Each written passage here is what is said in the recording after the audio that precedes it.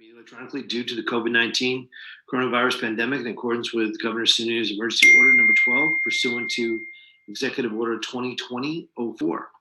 Please note that in accordance with the Governor's Emergency Order, we have provided public notice of the necessary information for accessing this meeting. Instructions are provided on our agenda and on the City of Concord's website at concordnh.legistar.com/calendar.aspx. We are utilizing the Zoom platform for this electronic meeting.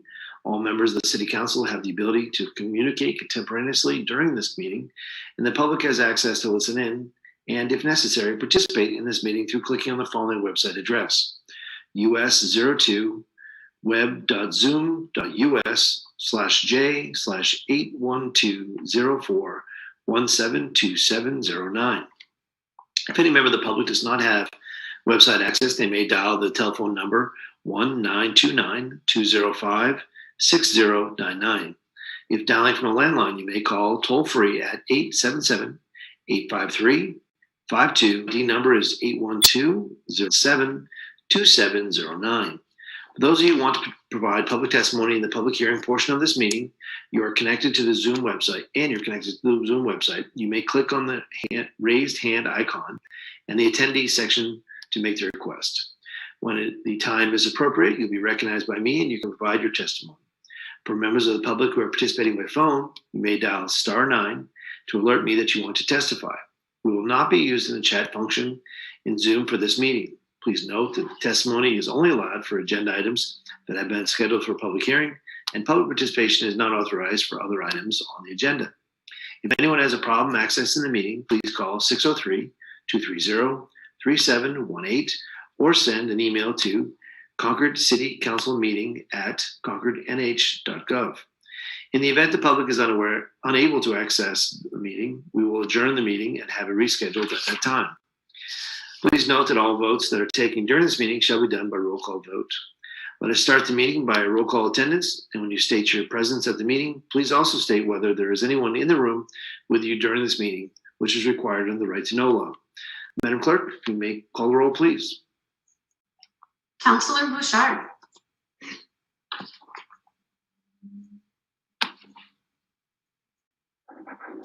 Is she excused this evening, Mayor Boulet? She did send a note saying she was not going to make it. Oh, sorry. Then yes. Thank you. Mayor Boulet. I am present in my office alone. Councillor Champlin. I am present in my study in my home alone. Councillor Fennessy. I'm present. I'm in an office at my house by myself. Councillor Grady Sexton. I am present in my home with my family. Councillor Hatfield. He's no longer here. My apologies. Councillor Keach. Here, home alone. Councillor Kennison. Home alone. Here. Councillor Credit. I am here in my home with my family. Councillor Matson. I am home alone in my house. Councillor Ryan. Present at home alone. Councillor Pierce. Present at home in my office alone. Councillor Rice Hawkins. Present at home alone in this room. Councillor Todd. Here at home and alone in this room. And Councillor Werner. Councilor Warner contacted me and he will be attending, but he is tied up at work and will be a little late. Okay, well, thank you. I appreciate that. Just a quick reminder for the public, if you do have a question or trouble accessing the meeting, please call 603-230-3718 or send an email to Concord City Council meeting at concordnh.gov. So let us begin this evening. If you all wouldn't mind joining me in the Pledge of Allegiance, you could unmute your.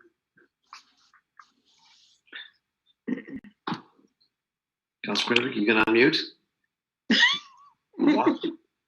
All right. Councilor Keach, you can unmute. I want to hear you loud and clear. Here we go. I pledge allegiance to the flag of the United States of America, to the republic for which it stands, one nation, under God, indivisible, with liberty and justice for all. We're getting better every time. Thank you. Madam Clerk, let's call the roll. So we have two sets of meeting minutes before us. We have April 12th, 2021 minutes, as well as April 29th, 2021. For the purposes, so we can call one less roll call, would somebody mind making a motion to adopt both sets of minutes? Approval of minutes? Motion is made by Councilor Grady Sexton, seconded by Councilor Kretovic, to adopt the minutes of April 12th, 2021 and April 29th, 2021. Is there any discussion, changes, suggestions? Okay, seeing none. Madam Clerk, if you call the roll, please. Mayor Boulay, Yes. Councillor Champlin, Yes. Councillor Fennessy, yes, Councillor Grady Sexton, Yes. Councillor Keach, Affirmative. Councillor Kennison, Yes. Councillor Kretovic, Yes. Councillor Mattson, Yes. Councillor Nyan, Yes. Councillor Pierce, Yes. Councillor Rice Hawkins, Yes. and Councillor Todd. Yes. And with that, motion is adopted. We have our consent agenda before us. One item has been removed from the consent agenda. I believe it is item 22 by Councilor Nyan. Is anybody else have anything they want to remove at this time, or concerns, questions? Seeing none, could I get a motion on the consent agenda? Move approval. Second. Motion made by Councilor Champlin, seconded by Councilor Todd.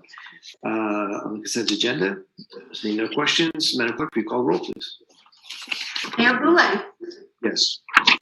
Councillor Champlin, Yes. Councillor Fennessy, yes, Councillor Grady Sexton, Yes. Councillor Keach, Yes. Councillor Kennison, Yes. Councillor Kretovic, Yes. Councillor Mattson, Yes. Councillor Nyan, Yes. Councillor Pierce, Yes. Councillor Rice Hawkins, Yes. and Councillor Todd. Yes. And the motion is adopted. I did skip over one item. I was hoping that, Mr. Manager, do we have the fire chief with us tonight?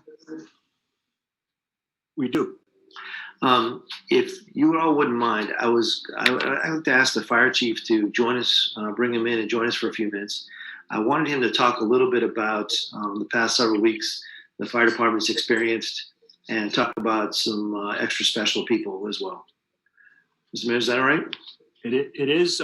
Chief Brown is in the meeting. Chief, good evening. Good evening, Mr. Mayor, members of the council. Can you hear me okay? Sure can. Okay. Yeah, thank you very much, Mr. Mayor, for inviting me to join the council this evening and discuss some of the recent activities of the fire department. As many of you have seen in the newspaper, online, and on the news, it's been a unusually busy period for the fire department with fire activities. Most notably, the fires at 20 Bog Road, 29 Bog Road, 5 Merrimack Street. But in addition to those, there have been many others that have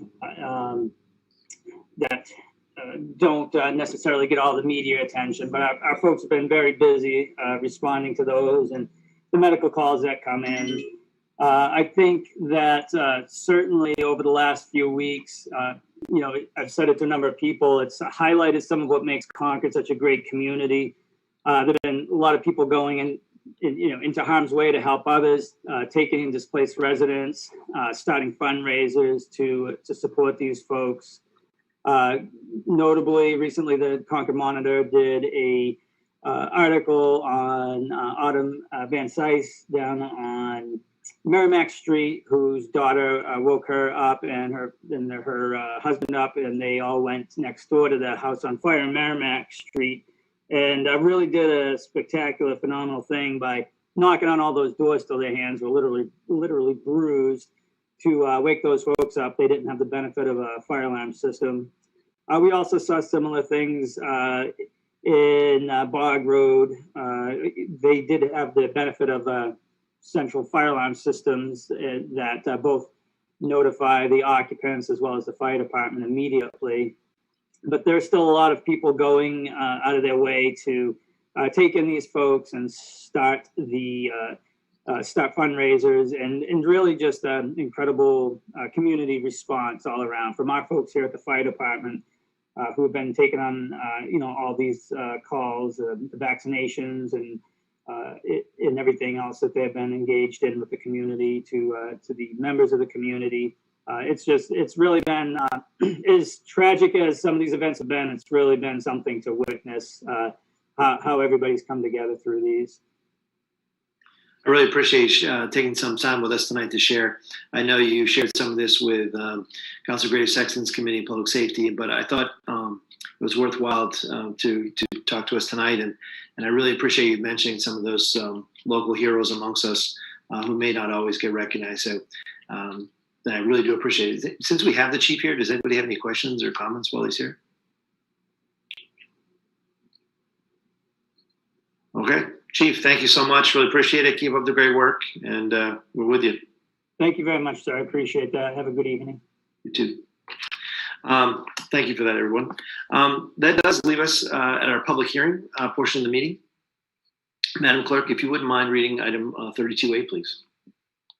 It's an ordinance amending the Code of Ordinances, Title II Traffic Code, Chapter 17, Vehicles and Traffic, Article 17-4, Operation of Motor Vehicles, Stop required before entering a through street, converting the intersection of Bog Road, Carter Hill Road, Horse Hill Road, and River Road from a two-way stop to a four-way stop. Thank you, Mr. Manager. Members of the council, you have in front of you the ordinance and the report from Karen Hill, our transportation engineer, a map and several pieces of public testimony. Karen is going to do a brief presentation on the intersection and just bring you up to date with the information that we have. So if Deputy City Manager would bring Karen into the meeting, let her do an explanation. Karen, you're on. Good evening, Ms. Hill. How are you? Good evening, Mayor and members of the council. Welcome. Bear with me while I try to share what I have.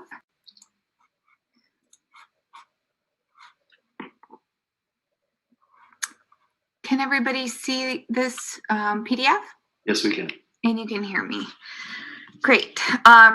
So we have been studying this intersection for quite some time now. And I just wanted to provide a brief summary. Most of it's laid out in the report. But I'm showing here the plan to install, we're recommending installation of a four-way stop at the intersection of Horse Hill, Carter Hill, Bog, and River Road. And as you can see here, the study has resulted in an analysis of the traffic volumes and accident data, as well as vehicle speeds and the geometry of the intersection. So the traffic volumes actually approaching Carter Hill, Bog, and Horse Hill are actually very similar. River Road's a little bit less, but the peak hours of the major and minor roads are again very similar, and that is a criteria to consider a four-way stop because it introduces more conflicts at the intersection.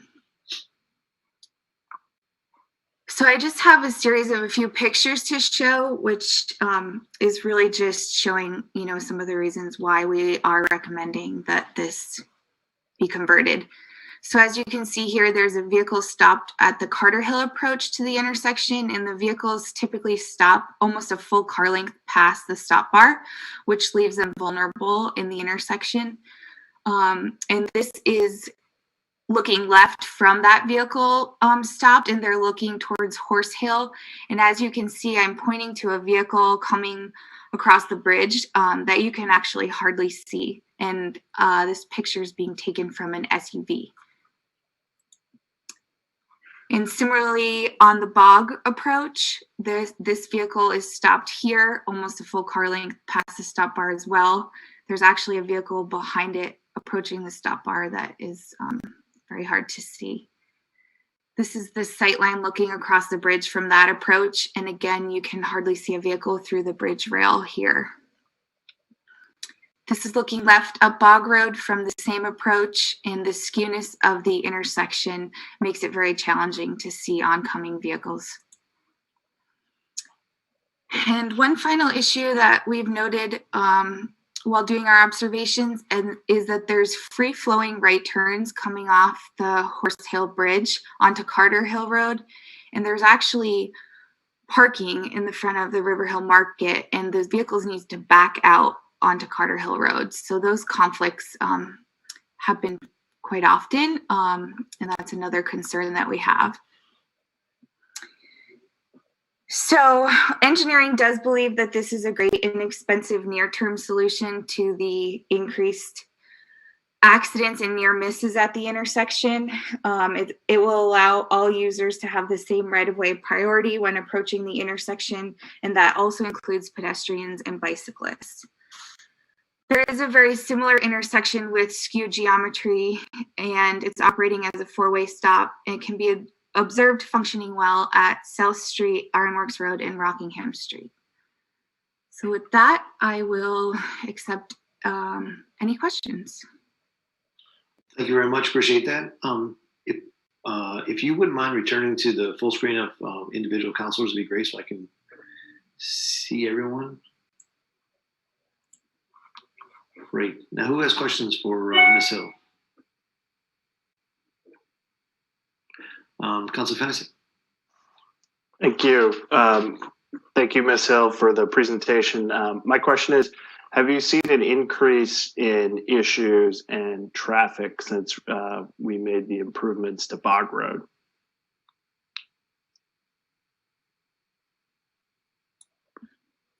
We did not collect speed data prior to the improvements on Bog Road, unfortunately, so it would be hard to compare. Also, our recent traffic counts that we collected were during COVID, so that could have skewed the data a little bit as well. So nothing really jumps out there from the data that we collected.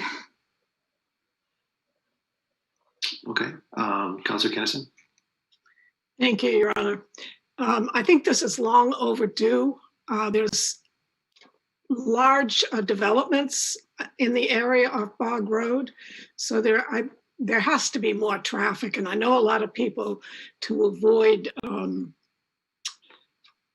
going onto the busy what would eventually be State Street or North Main, that they go around Carter Hill. So I think it's long overdue. Ms. Hill, would you believe that to be true? Yes, we don't have historical traffic count data on Carter Hill, unfortunately, but like I said, the Carter Hill approach is actually very similar to Bog and Horse Hill now, which presumes that it has increased, or else this probably would have been installed historically. Thank you. Councilor Pierce. Thank you, Mr. Mayor, and thank you, Mrs. Hill, for the great presentation. I know we worked on this for a while. I think you very succinctly showed the problems and the possible solutions. As someone who goes through that intersection often, like everyone else, we do slow to a crawl and sort of hold our breath, and that's evident by much of the public testimony you'll see in your record, that there have been a lot of close calls out there, and I am very much in support of this. So thank you for all your hard work. Okay, so seeing no further questions, Ms. Hill, thank you very much for your attendance or attention to this evening. And I believe at this time we can open up the public hearing. Mr. Mayor, do we? I have one attendee, and it appears to be Mr. Lafreniere. Could we let him in, please? Good evening, sir. Welcome. You were all. Thank you very much. And I won't take up much of your time. Obviously, you have a long agenda ahead of you. I would just echo the comments, but the council as well as by Ms. Hill, and indicate my enthusiastic support for this solution to a very challenging neighborhood issue. Thank you. Appreciate it. And just so you know, we did receive your email testimony earlier today, so thank you for that as well. Thanks. Does anybody have any questions for Mr. Lefani before he goes? Okay, seeing none, thank you so much. Appreciate it. Seeing no other attendees with their hands raised, Mr. Manager, do you know if anybody's on the phone for us? There is not, Your Honor. Okay, so with that, we'll close the public hearing. And Madam Clerk, if we could read item 32B, please. It's a discretionary preservation easement renewal request per RSA 79D for property located at 84 Stickney Hill Road, owned by the Pierce Lorraine V Revocable Trust. Thank you, Mr. Manager. You know, members of the council, in 2011, Lorraine Pierce requested the easement and was granted the reduction under RSA 79D for 10 years. Those 10 years are up. Ms. Pierce has requested the easement be granted for a second time. The Heritage Commission and the Director of Real Estate Assessments met in March to review the application and the reasons why the discretionary preservation easement should be granted. Looking at that, they've agreed that it should be, and that is their recommendation to City Council. So the property assessment would be reduced in this case from $410,150 to $357,550, and that would equate to a reduction in taxes of $1,407.57, and this would again be for a 10-year period. So the recommendation is to move forward and grant another easement as requested. Thank you very much. Anyone have any questions for the manager? Council Keach. Thank you, Your Honor. How does that vary from current use? I mean, what's the difference? This was something, actually, the City Council of Concord was the leader, I believe, in the state. And the purpose is to save old barns. And as long as they are continually invested in and maintained properly and used, the idea was to protect the community's heritage. So the City Council got out in front of this when this RSA was first passed, and he started granting these many years ago. Okay, thank you. Seeing no further questions, we'll open the public hearing on this item. And is anyone wishing to testify? I have no one in the attendees with their hand raised. Mr. Manager, do you have anybody on the phone? No, sir. Then with that, we will close the public hearing. And Madam Clerk, if you wouldn't mind reading item 32C, please. It's an ordinance amending the Code of Ordinances, Title I General Code, Chapter 1 Government Organization, Article 1-5, Fees, Fines, and Penalties, together with non-ordinance fees and a report from the Deputy City Manager. Thank you very much. Mr. Manager. Your Honor, members of the City Council, annually each city department reviews and makes recommendations either up or down regarding the fee-based systems that we have.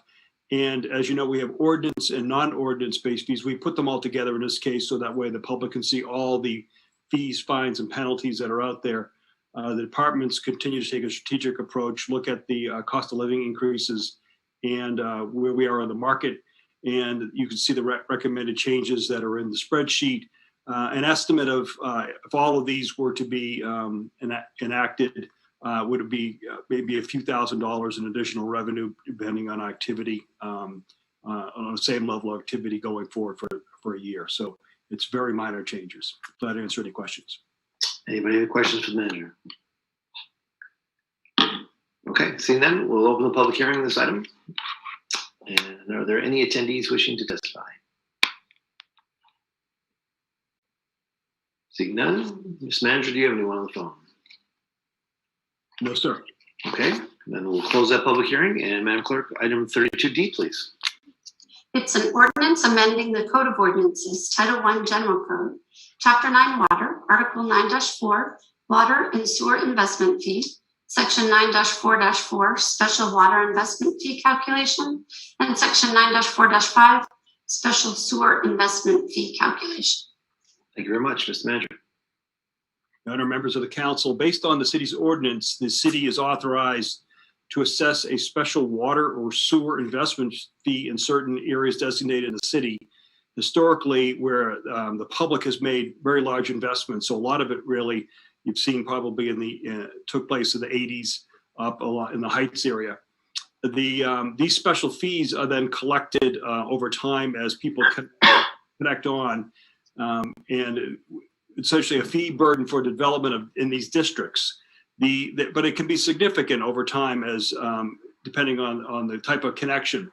So looking at the number of residential projects and some large scale projects that are on the horizon, the Community Development Department took a look at the way that the fees are administered. And the recommendation is that in certain instances that we allow the investment fee, even though it'd be the same amount collected, it would be the payments can be made over a 10-year period versus all up front. And that should help alleviate the construction costs and hopefully encourage more residential development in the community to handle the housing issue. So the proposed ordinance also includes a housekeeping amendment that clarifies that the administration of the special sewer and water fees is in the Department of General Services. So the recommendation is we think this would be more development friendly, but also help address the housing issue. Glad to answer any questions. Thank you very much. Appreciate that. We have a question from Council Fennessy. Thank you, Mr. Mayor. Thank you, Mr. Manager. My question is, and I'm thinking of the commercial setting, what happens and what protections do we have as the city if the business goes under before that 10-year period is finished and the payments are all made?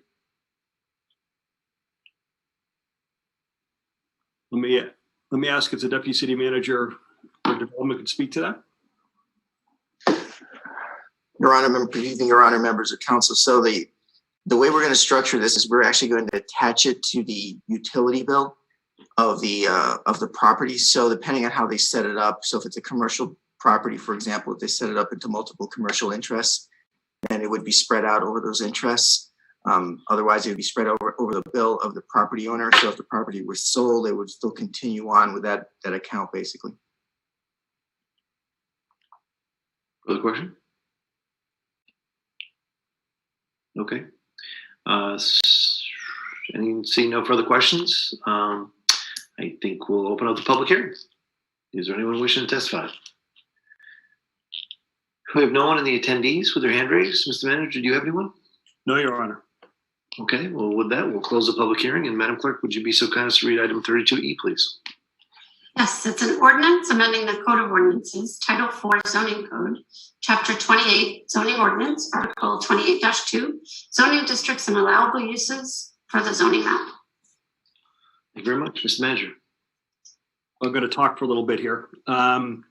So the Planning Board has made a recommendation to the City Council that they approve the applicant's request to rezone portions of map 193P Lot 54 and 193 Lot 54-23 from medium density residential to medium density residential, as well as the staff's recommendation for the remainder of map 193P Lot 54-23 to single family residential. And you recall, you received your request from Reginald Moreau, the property owner, which is west of Sonoma Lane, and requested the rezoning 28 acres of developable land to the north and west of his existing multifamily and single family development. He intends to propose additional units similar to the Vineyard and Vineyard Estates developments. Most of the single family Sandwood Crossing development to the east is zoned RM through Sonoma Lane. Immediately adjacent to the subject parcel is zoned RS, that's single family residential. To the south is this townhome style Vintage Estates in the Vineyards development, also zoned RM. The western portion of the subject property is zoned RO, that's residential open space, due to the large area of wetlands. To the north is a 2-acre parcel owned by Anita Whiting, also partially zoned RO due to the same wetlands. The rezoning would create a small island of RO zoned land on Miss Whiting's property in the middle of the RM and RS zone development. Staff reached out to her to determine if she would be interested in rezoning her parcel as well, to avoid creating this island. attached in the information you have is her letter of consent to that. Please note that Ms. Whiting is also looking to sell her property for development. The rezoning may allow additional development of land to be added to the RS zone portion of her property. Though the majority of the properties are unlikely to change due to the wetlands and the wetland buffers. So the recommendation is to move forward with this zoning request from Mr. Moreau and again, Ms. Whiting. Glad to answer any questions.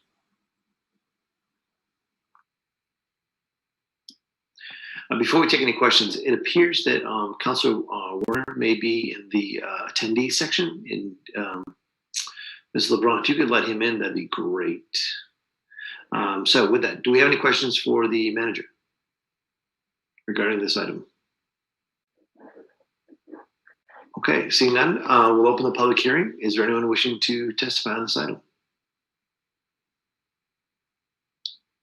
Seeing no one with their hand raised, Mr. Manager, do you have anyone on the phone? No, Your Honor. Okay, well then we'll close the public hearing. We'll move on. Madam Clerk, item 32F, please. It's an ordinance amending the Code of Ordinances, Title 5 Administrative Code, Chapter 30 Administrative Code, Article 30-2 Municipal Departments. Mr. Manager. Madam members of the council, there are no new functions being proposed in this amendment. It's simply a housekeeping item to ensure the longstanding division practices specific to development review are clearly articulated in the ordinance. Be glad to answer any questions. Any questions from the council? Seeing none, then we'll open the public hearing. Or is there any attendees wishing to testify? Seeing none, Mr. Manager, do you have anyone on the phone? No, Your Honor. And with that, we'll close the public hearing. Madam Clerk, item 32G, please.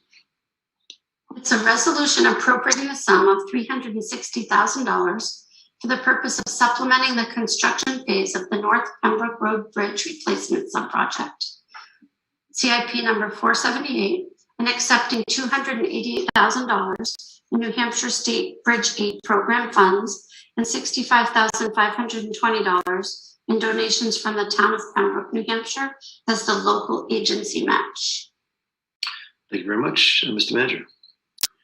Your Honor, members of the council, the estimate for the project originally was $2,076,950 for both engineering and construction. When the bid came in, the project came in at $2,436,950, or $360,000 greater than previously estimated.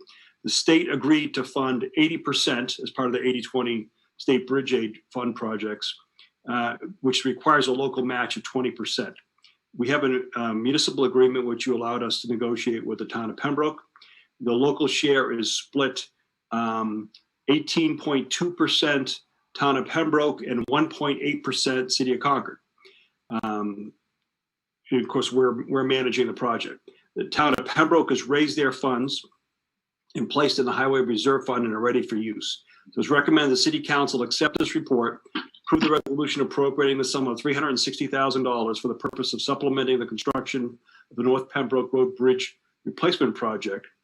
And so the amount from Pembroke would be an additional $65,520, and the amount of additional funds from City of Concord would be $6,480. And that provides a local match. Be glad to answer any questions. Thank you very much. Anyone have any questions for the manager? Okay, seeing none. At this time, we'll open the public hearing. Is there anyone wishing to testify on this item? Seeing none in the attendees section wishing to testify, Mr. Manager, do you have anyone on the phone? No, Your Honor. Okay, we'll close the public hearing. And Madam Clerk, if you could read item 32H, please. It's a resolution appropriating the sum of $13,000 for operations and maintenance of the Concord Municipal Airport and accepting the sum of $13,000 in Coronavirus Response and Relief Supplemental Appropriation Act funding as administered by the New Hampshire Department of Transportation, Bureau of Aeronautics for this purpose. Thank you very much. Mr. Manager. Madam members of the council, the city applied for this grant in early March, and we've received notice that we've received the grant. Would like to accept it.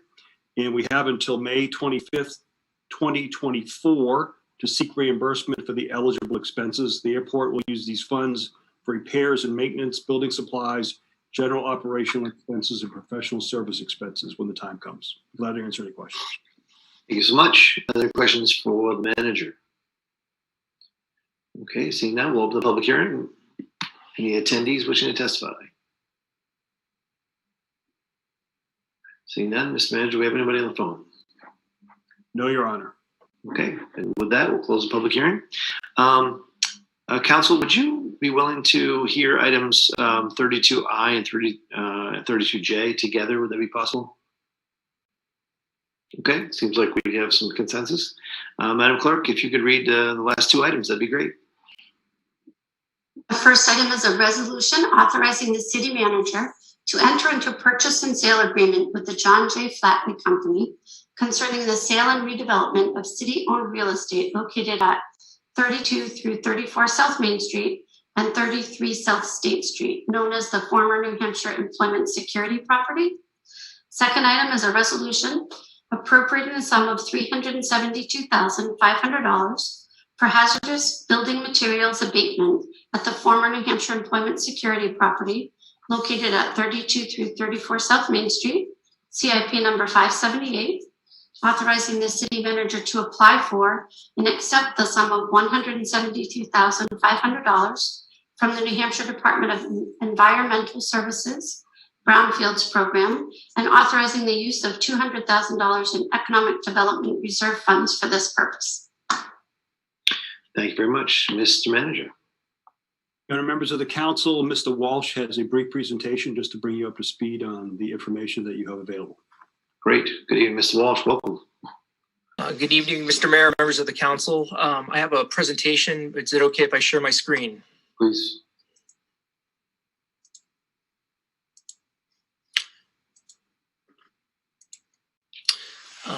So this evening, very excited to be presenting a proposal from the John Flatley Company to be acquiring the former New Hampshire Employment Security property at 32 to 34 South Main Street, as well as 33 South State Street. This is property that the city's owned since October of 2014. The John Flatley Company has been around since 1985. It's headed by John Flatley. He is a second generation real estate developer. He began in the business with his father with the Flatley Company. They're based in Canton, Massachusetts. It's a sole proprietorship. They own a couple million square feet of office, R&D flex industrial space. They also have a portfolio of apartments, market rate apartments, most notably in New Hampshire, in Nashua, and in Merrimack, and they recently completed a project in Somersworth. Locally, they own the Concord Center on Ferry Street, and actually Mr. Flatley's owned that since 1995, so he's been a long-standing property owner in Concord. And Mr. Flatley, as well as Doug Richardson and Kevin Walker with this company are with us tonight, and they're in the audience if you have any questions for them. Their proposal is to acquire the property from the city. They would tear down the building that is there after the city completes asbestos abatement. The existing building is 26,000 square feet. They are proposing to build a 6-story, 80,000 square foot building. Just to orient you, South State Street's on the left of your screen, Fayette Street's at the top, Main Street's on the right-hand side. The Eagles Club is noted down below. The property would be served by a total of 54 parking spaces. 31 of those spaces would be in a parking garage inside the new building, accessed off of Fayette Street. There'd be an additional 23 spaces of surface lot parking off of South State Street. There is a ground floor fitness center that is accessory to the apartment building and would be private and also unique for downtown. Mr. Flatley is currently considering a potential pool at the property, which is shown on the screen. This is a preliminary rendering of what the building would look like. Again, 80,000 square foot, 64 market rate apartments, a mixture of 1 and 2 bedroom units.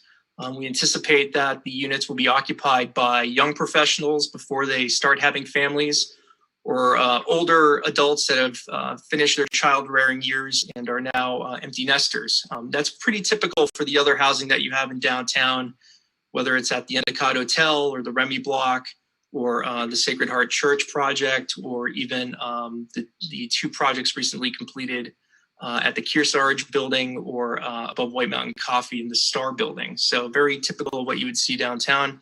The materials of this building would be masonry on the ground floor level with a mixture of cement panels, cementatious panels of different colors on the upper floors, as well as glazing that's shown in the rendering.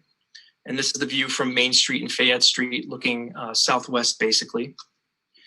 This is the other view from Main Street looking more towards the northwest. You can see the proposed storefront motif for the building. You can also see walkways up to the main entrance of the building, which is further in the interior, as well as patios and garden spaces that are shown on Main Street. I would note that the right-of-way at this section of Main Street is very wide. So the building looks like it's set back from the street a little bit. That's because that's how wide the right-of-way is for this section of South Main Street. Although the developer is showing some plaza improvements to help connect it to Main Street and the sidewalk directly. And again, just a quick view of what we have today and what Mr. Flatley is proposing at the property. The city's responsibilities under the agreement are: one, we will delay any potential zoning changes associated with the Concord Next project until after September 1st of this year. Concord Next is a work in progress that the Community Development Department and the City Legal Department are working through right now. Our agreement to delay moving forward really doesn't have a material impact on that schedule. And the reason why we are delaying is we have a very aggressive schedule to get this project through the planning process to closing at the end of October. And we don't want to complicate that process by changing zoning right before the permitting process or as the permitting process is underway for Mr. Flatley's project. The city will also move forward with asbestos abatement of the existing building. That cost is $385,000. It's a mixture of funds that you can see there below, essentially $12,500 in existing funds from previous appropriations for the employment security property. We've secured a grant for $172,500 from the New Hampshire Department of Environmental Services Brownfields program that will not have to be repaid. And then the balance of funds would actually be coming from the city's Economic Development Reserve Fund, $200,000, and that $200,000 would be repaid from the proceeds of the sale at the time of closing. And we do have to complete this work prior to closing with Mr. Flatley in October. The developer's responsibilities are to complete their due diligence, which is title, environmental, as well as proceeding with their permits and approvals and financing for the project, all before closing. Again, this is designed to make sure that the project's ready to go and is real before the city signs the property over to the Flatley company. Post-closing, the developer owns the responsibility of tearing down the existing building, which we estimate to be around $300,000. He'll also be handling some utility relocations. If the council will recall, there were some aerial utilities that were put at the property on a temporary basis as part of the Main Street project a few years ago that connect the Eagles Club to power and telephone and a few other things. And those need to be relocated to make the property developable. That's a $300,000 cost, and obviously the developer needs to proceed with their building. There are some protective covenants that will run with the land, in some cases in perpetuity. The first one is in the event the property ever becomes tax exempt, because it might become acquired by a tax exempt entity or leased to one, the property will be obligated to pay property taxes at full ad valorem in perpetuity forever. The second is all housing at the property has to be market rate housing, and that's defined in the agreement, a definition the city's been using for a long time. And there's also a provision that in the event the developer fails to start his project within 12 months of closing, he will be obligated to resell it to the city for the purchase price of $350,000 if the city wants to reclaim it. So that is in there to protect our long-term interests. We're defining starting construction as the existing building being torn down and the foundation for the new building being in place. So that's a stopgap measure for long-term control. As noted earlier, the price is $350,000. There's a $35,000 deposit, which is fully refundable before closing in the event the developer withdraws because of title issues, environmental issues, or inability to secure permits and approvals from city boards. Regarding the purchase price, there's two ways we backed into that. So the developer has no use for the existing building for his project. It has negative value essentially because of that. I would note that the existing assessed value of the property is around $1.4 million. However, the land value is about $323,000, and that's set by the city assessor. The second way is to confirm that is really how a developer looks at this would be in today's market, they would pay about $15,000 per apartment for raw, ready-to-go land. So $15,000 per unit at 64 units is about $960,000. But our land isn't quite ready to go. It has a building on it that's not of any value to the project, and there's utility relocations that have to occur. So when you back that out, you come up with a sale price around $360,000. So those two ways of backing into a price basically confirms the city's $350,000 sale price for this transaction. Regarding schedule, the PNS agreement's up for public hearing tonight. If the council approves it, there will be a due diligence period from May to September. During that time, the city will complete the asbestos abatement and the developer will complete his due diligence and development permitting.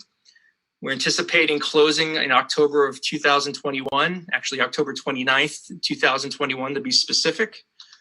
In the spring, the developer would come back, he would demolish the building and start new construction of his apartment project. We anticipate the building would be done by the summer of 2023. Last slide, Your Honor. So there's many reasons why city council or city administration supportive of this particular proposal. One, it's very straightforward. It's a very clean deal, if you will, for the city and the developer. The Flatley company, Mr. Flatley, has been around for decades in real estate and has a very good reputation. I've toured many of his apartment projects, actually 3 of them in Massachusetts and New Hampshire. They are quality developments and something Concord will be proud to have. It expands our housing supply. The vacancy rate in Concord right now is 0.8%, so less than 1%. So housing units are very important to the community right now for our long-term success. Complements other developments that have already occurred in downtown, things like the Hotel Concord, the Smile Building, the Bindery Building, Bank of New Hampshire Stage, the Kearsarge Block, renovation of the Star Building, the Endicott Hotel. So this keeps in with the theme of redevelopment that's been happening in this area for the last 15 years. Adds to downtown vitality by having 64 more households living there. The sale prices we already discussed. Permitting fees will be about $333,000 to the city. We anticipate the assessed value will be somewhere between $8 million and $10.24 million. That's around $125,000 to $160,000 a unit. You can see that. Taxes, once completed, using the tax rate of 2020, will be somewhere between $215,000 and $275,000 a year.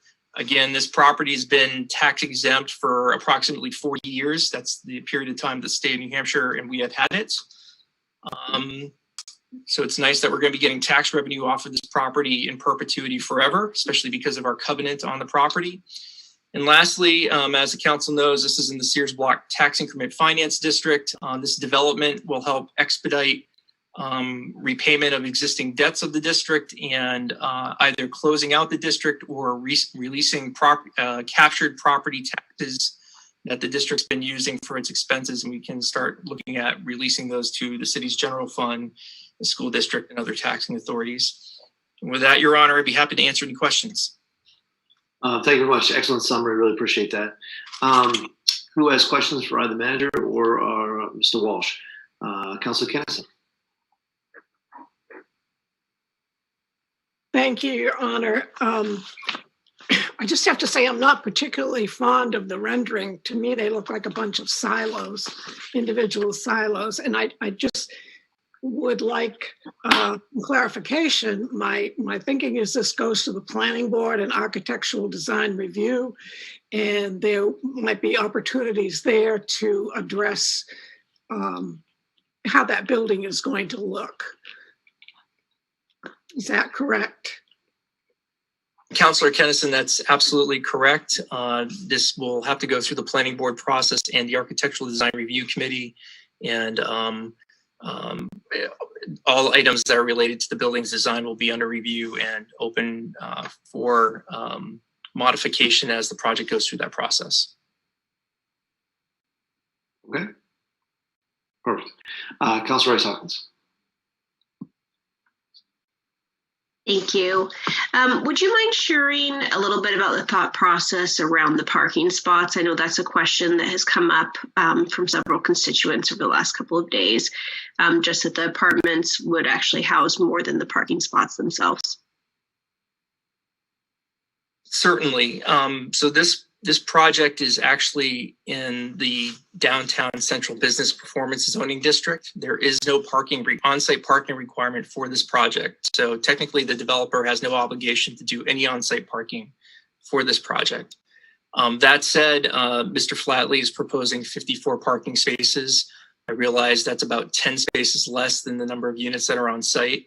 However, there's an expectation that most projects in the downtown central business performance district will rely on the supply of public parking in that area of town, whether it's in the 3 parking garages or on-street parking or surface lots that the city has at that location.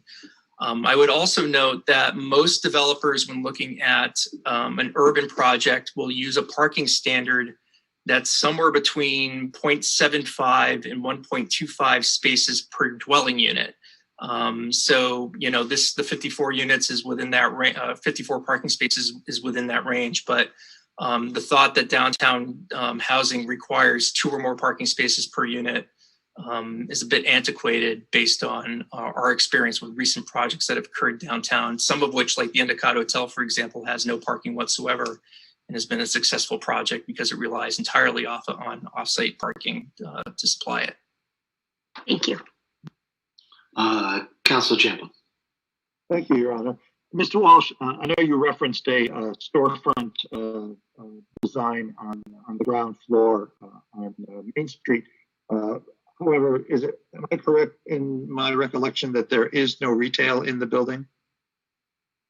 You're correct. There is no retail in the building or commercial use. The ground floor will have, it will be partially visible from Main Street, a athletic center or workout club, but that is private to the residents of the building only.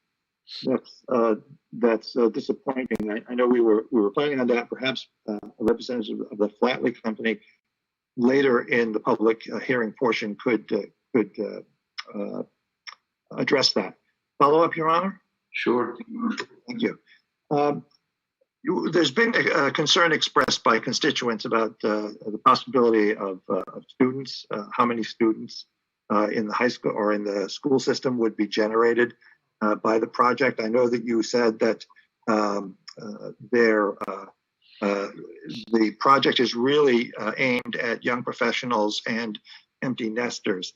But I know that there is concern in the community. I also know that we have filled the 34 units at Pennacook Landing.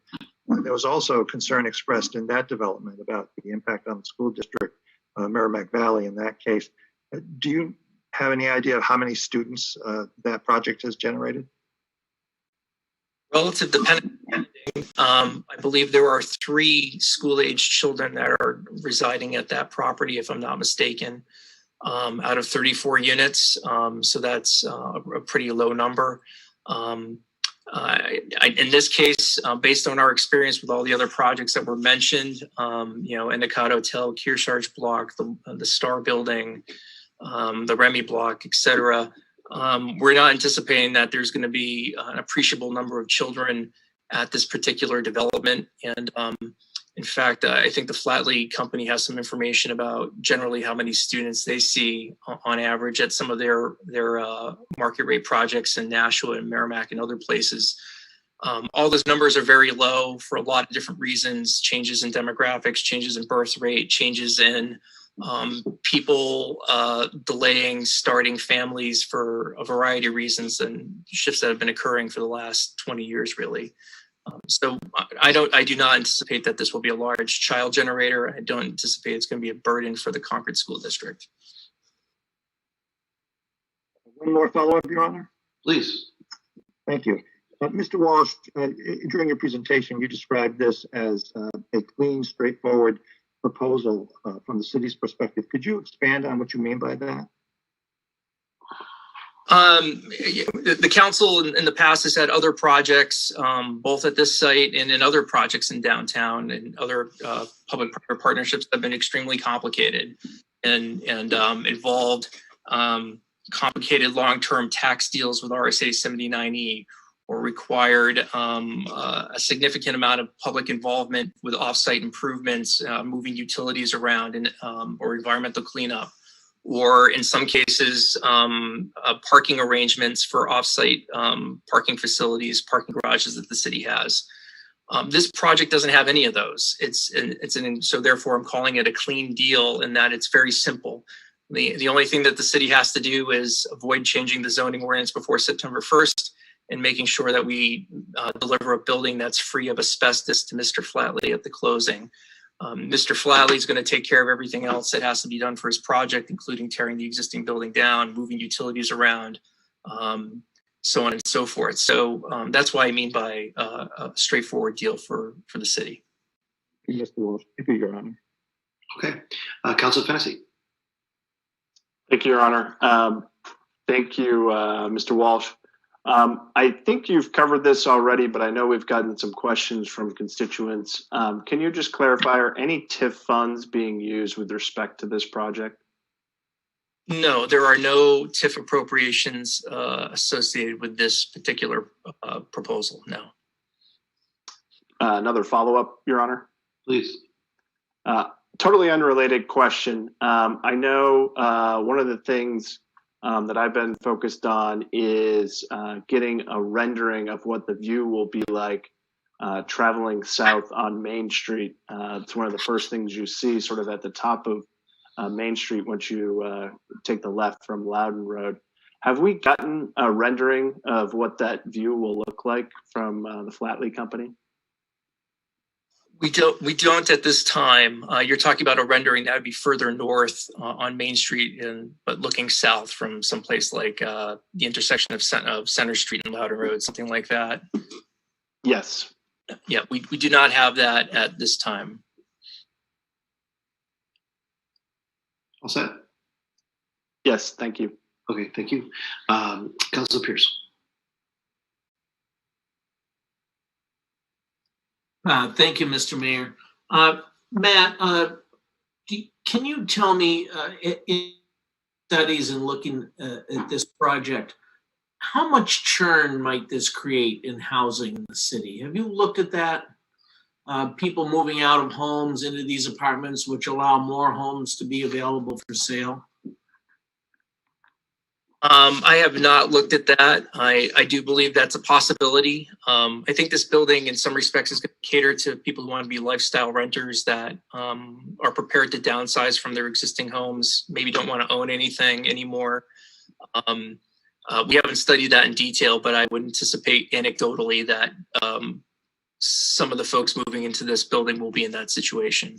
So yes, it's a potential that it could further down the housing chain, if you will, create some supply elsewhere in the existing housing stock. Okay, thank you. Thank you. Councilor Credit. Thank you, Your Honor. I just have a couple of questions for you, Mr. Walsh.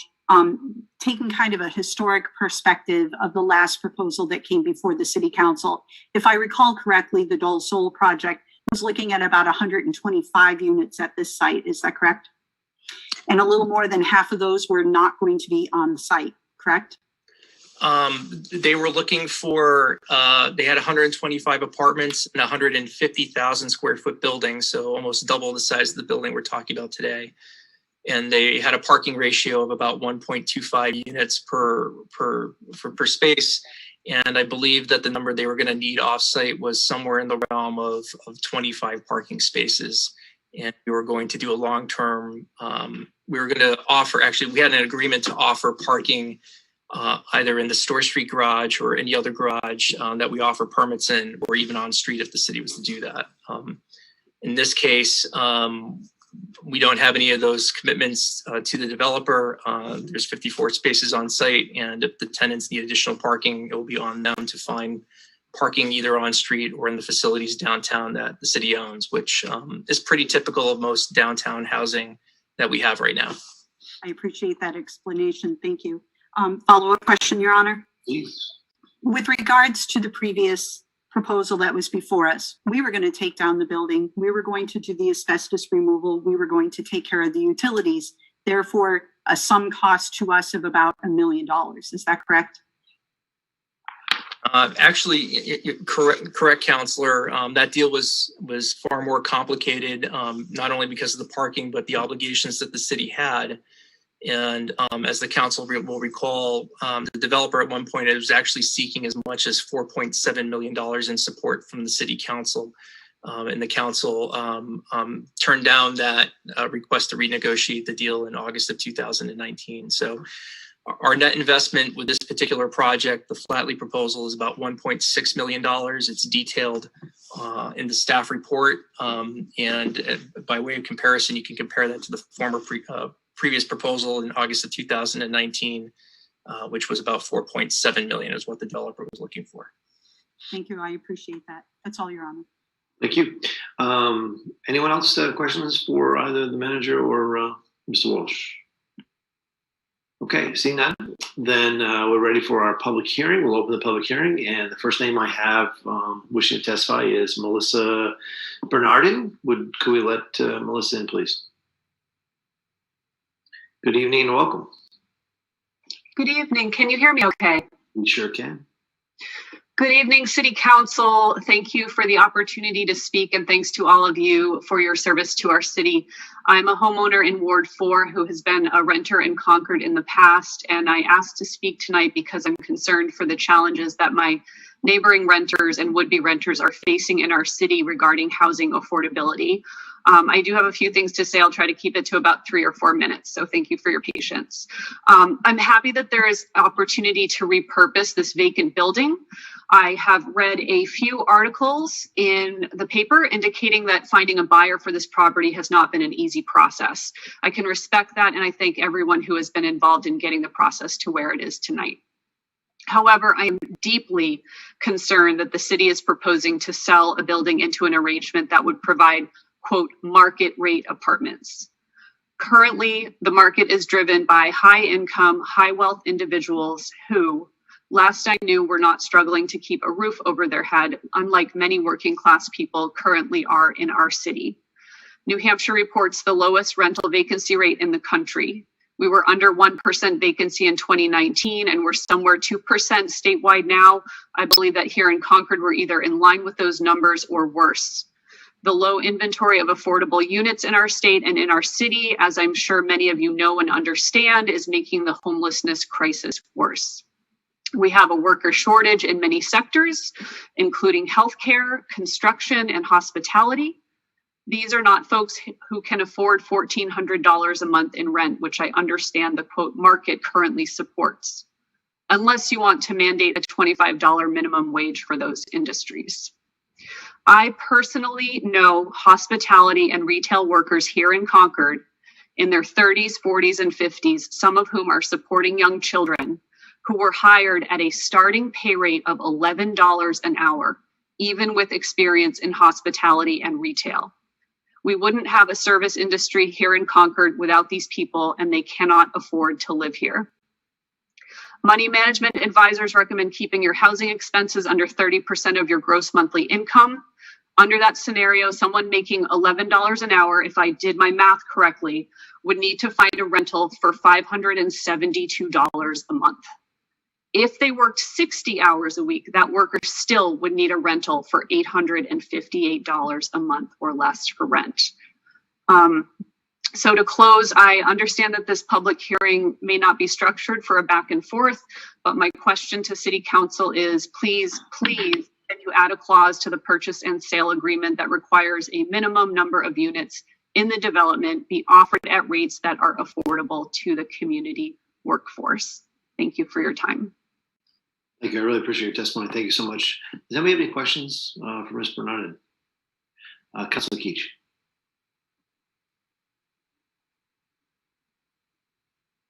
Thank you, Your Honor.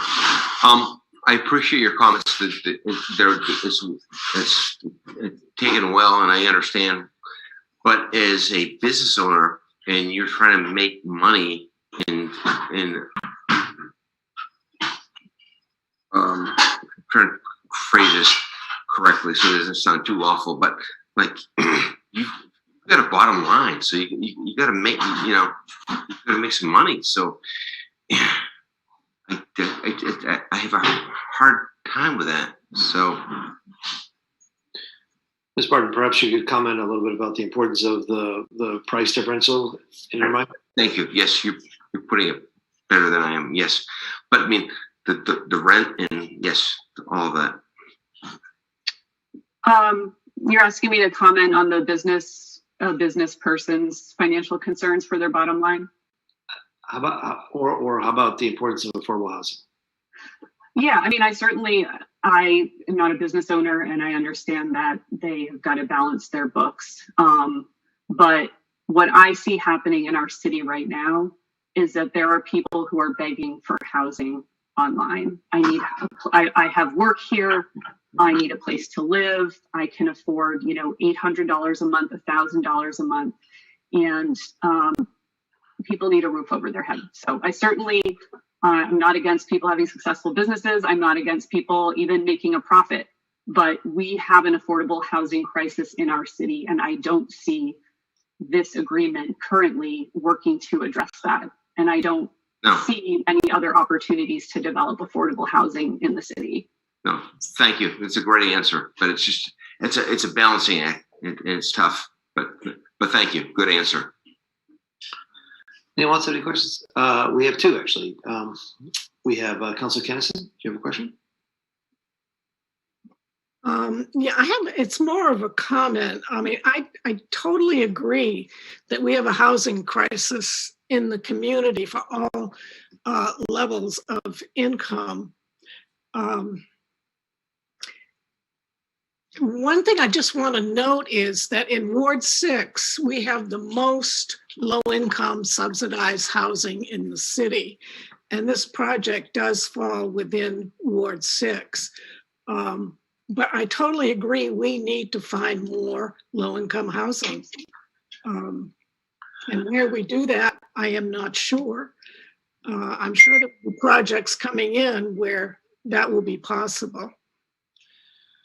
Ms. Martin, would you like to respond to that, or? Oh, no, I appreciate what the councilor shared. Thank you. Okay, we also have Councilor Champlin. Thank you, Your Honor. And thank you, Ms. Bernardin. I sincerely appreciate your concern about the availability of housing in the city that working people can afford. And I like your proposal. I don't know whether it's something that could be done with this project, but it's certainly the idea of mixed income housing is certainly something that I've thought of quite often in our work on the city steering committee on the city's plan to end homelessness. I was wondering, by way of a question, if you're aware of the 34 units of affordable housing that I referenced earlier that were just built in Pennacook, the additional 20 units, which are hopefully in the pipeline on that same site, and the 42 units of workforce housing that are currently under construction on Village Street as well. I know the city quite well. Can you remind me how far Village Street is from downtown? Village Street is actually outside downtown Pennacook Village. Okay. Yeah, no, I think those projects are great. I thank everyone for their work on those projects. And my comment will get at kind of, values you may have or considerations you may have in mind for the specific economic needs of different folks in our city. I know several people who fall into that category of working in the service industry who cannot afford cars. So having housing that is near to their work, when you have people making $10 an hour who, get to and from work by taxi because they can't afford a motor vehicle, I think even adds more import to considering when you have a development like this that could be affordable for someone who does not have a vehicle to get to work and their work would actually be nearby to this specific location.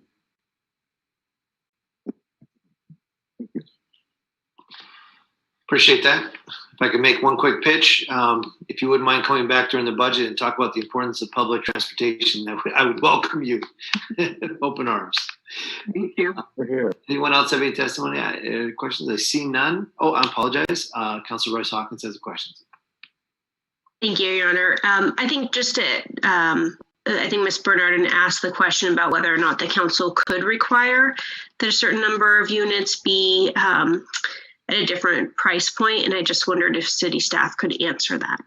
I think during the deliberation phase, we probably do that. How's that? Sounds perfect. Thank you. Thank you. So seeing no further questions, thank you much, Ms. Bernard. I appreciate you coming out and sharing your thoughts with us tonight. Thank you. Next person I have that I'll be calling on is Connor Spurn.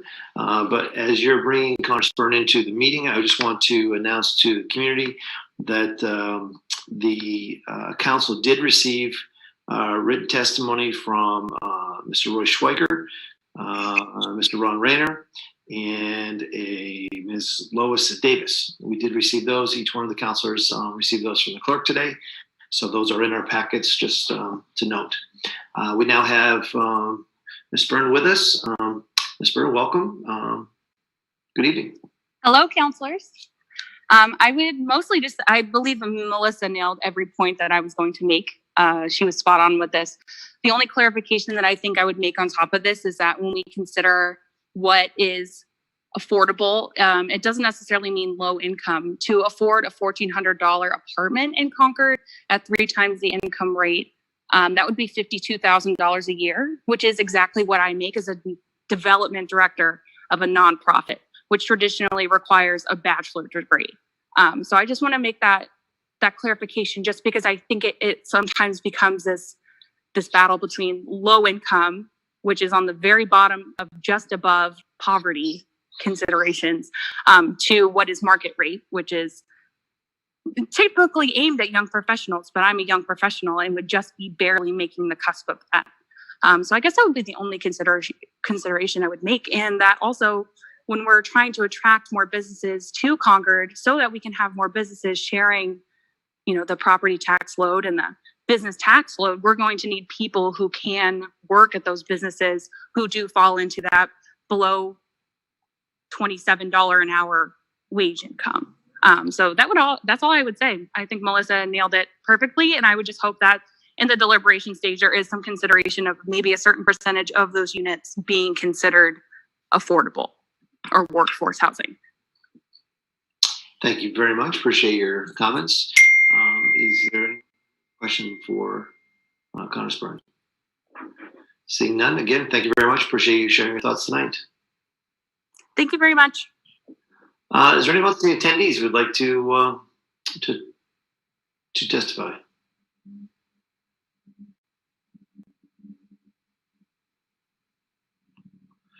Okay. Mr. Manager, do we have anyone on the phone? No, Your Honor.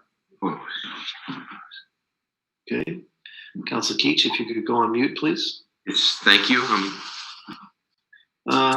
Okay. One last call. Anyone else wishing to testify on this item? Okay. With that, we'll close the public hearing then. That brings us to our action phase. Madam Clerk, the show is yours again. Item 33, please. Thank you. It's an ordinance amending the Code of Ordinances, Title II Traffic Code, Chapter 17, Vehicles and Traffic, Article 17-4, Operation of Motor Vehicles, stop required before entering a through street. And this would convert the intersection of Bog Road, Carter Hill Road, Horse Hill Road, and River Road from a 2-way stop to a 4-way stop within the city. Thank you very much. Do we have a motion? Approval. Second. We have several motions and a second by Councilor Brady Sexton. With that, is there any comments? Councilor Kredovic, and then I have Councilor Todd. Councilor Kredovic. Thank you, Your Honor. This is one of these unique intersections that brings together Ward 2, Ward 3, and Ward 1, all in the same location. And I know that each one of these councilors, including myself, have heard from multiple people in the area over the years with regards to the challenge of this intersection. I'm so excited to actually see this come forward. I'm not actually a stop sign fan. I'm a fan of reducing stop signs, but we typically have one serious accident a year. And at the time this is being presented to us, we just had one where there's a rollover, where people were injured. we have to do something, find some relief here.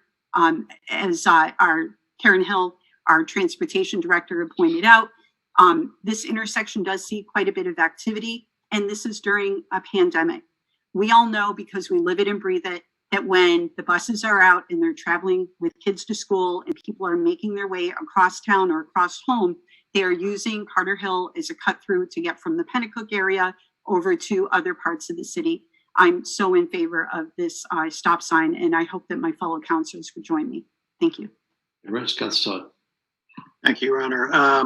I also have heard from, as Councilor Kretovic just mentioned, many folks, and I want to thank people who reached out to me with their opinions. I think that what I've heard generally is more people in favor, but I have heard from some people who are against, and I think probably that is the the folks that don't really want to see a proliferation of stop signs, and I'm kind of in that camp as well.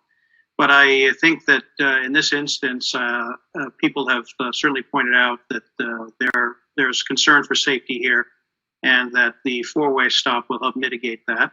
I heard from some constituents that have said, for example, that the four-way stop will just mandate that drivers need to take a little extra time to look, as well as slow down and avoid potential collisions and avoid collisions with potentially with pedestrians. I'd heard a lot of folks also indicate that they felt that the speed of drivers on Bog and Horse Hill was excessive, and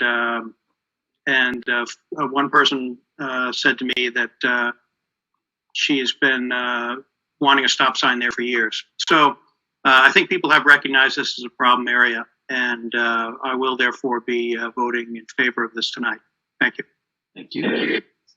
We've had Ward 1, 2, and not to be left out, Ward 3, Councilor Pierce.